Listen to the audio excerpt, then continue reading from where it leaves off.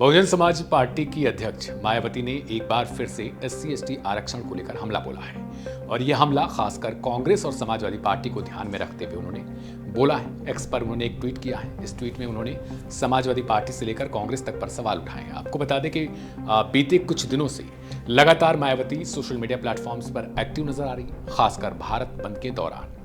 मायावती ने guest house कांड का जिक्र किया है और इस कांड का जिक्र करते हुए उन्होंने कांग्रेस और समाजवादी पार्टी को निशाने पर रखा।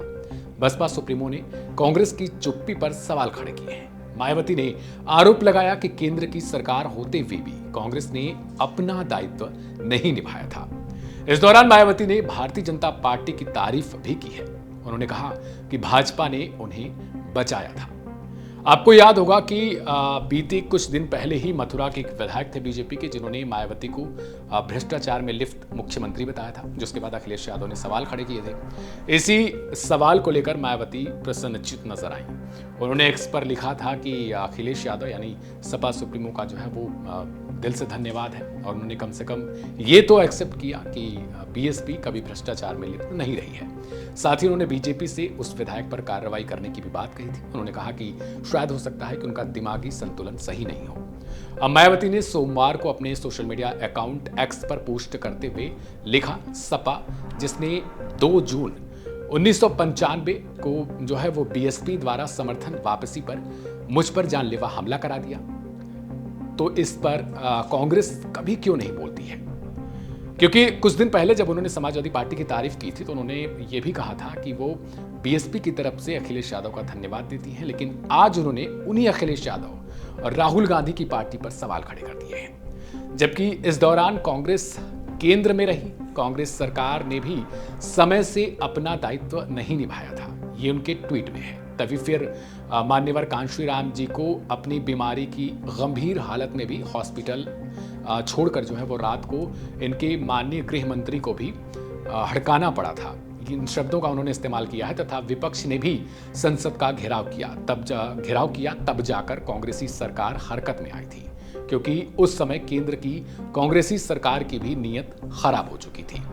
यानी SC/ST आरक्षण को लेकर जो बवाल मचा था, जो भारत बंद का ऐलान हुआ, भारत बंद भी हुआ, और कई जो दलित नेता थे उन्होंने भी इसको लेकर जो लाठीचार्ज इस दौरान किया गया उस पर सवाल खड़े किए थे, लेकिन मायावती ने भी उन सब मुद्दों को अभी साइड रखा है। लेकिन SC/ST पर किसी को फांस रही है तो वो विपक्ष है। हालांकि विपक्ष में वो भी हैं, लेकिन बीजेपी पर वो थोड़ा सॉफ्ट एंगल अपना रही हैं। जो कुछ भी अनहोनी, ये ट्वीट में उनका आगे मैं पढ़ रहा हूं, जो कुछ भी अनहोनी के बाद यहाँ यूपी में राष्ट्रपति शासन लगाकर पर्दे के पीछे से अपनी जो सरकार है उसको चलाना चाहते थे, जिनका यह षड्यंत्र बीएसपी ने फेल कर दिया था। मायावती ने आगे लिखा है कि साथ ही उन समय में जो भी सपा के आपराधिक तत्वों से बीजेपी सहित समूचे विपक्ष ने मानवता और इंसानियत के नाते मुझे बचाने में जो अपना दायित्व निभाया है, तो मैं इसकी कांग्रेस की बीच बीच में तकलीफ को देती रहूंगी। ये क्यों होती रहती है ये भी कांग्रेस को ही पता होनी चाहिए, लेकिन मैं इस बात को बार बार अलर्ट करती रहूंगी कि उस दौरान कांग्रेस ने मेरे साथ क्या किया था।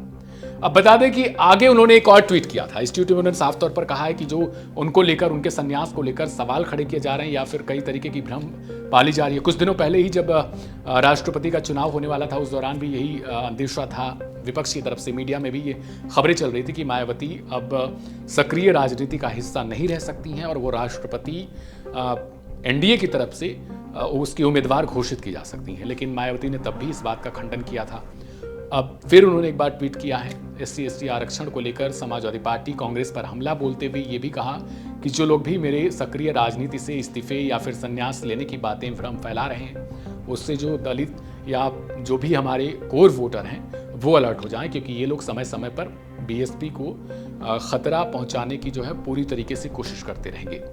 मायावती लगातार ट्वीट पे ट्वीट किए जा रही हैं, क्योंकि आने वाले समय में उपचुनाव भी है और जाहिर सी बात है, माना यह भी जा रहा है कि 2027 का जो विधानसभा चुनाव होने वाला है उससे पहले बीएसपी अपने आप को अलर्ट कर रही है, और जो विधानसभा चुनाव है उसमें फिर से दोबारा वापसी के संकेत हैं बसपा के। लेकिन ये वापसी क्या जनता कराएगी, और इस वापसी के लिए क्या जनता से समर्थन बीएसपी, मायावती या फिर उनके भतीजे आकाश आनंद, जो कभी जिन्हें जो है वो पद से हटाया जाता है, कभी उनको कुछ दिनों के लिए छुट्टी दी जाती है, वो लोकसभा चुनाव में आपने देखा होगा, तो क्या इन लोगों की जोड़ी जो है वो जो राजनीति में फिलहाल चल रही है कुछ कर पाएगी या फिर नहीं, या फिर महज जो आरोप लगता है कि बीजेपी की बी टीम बनना या फिर मायावती का जो भी इस पे अपनी तरफ से स्पष्ट चीज़ें दी जाती हैं वो कितनी सही और सटीक साबित होती हैं, आने वाले उपचुनाव में ही पता चलेगा। फिलहाल SC/ST रिजर्वेशन को लेकर जो भी राजनीति मची है उसकी खबर लगातार वन इंडिया हिंदी पर जारी रहेगी। मेरा नाम था दिव्यांशु, आप देख रहे थे वन इंडिया हिंदी। नमस्कार।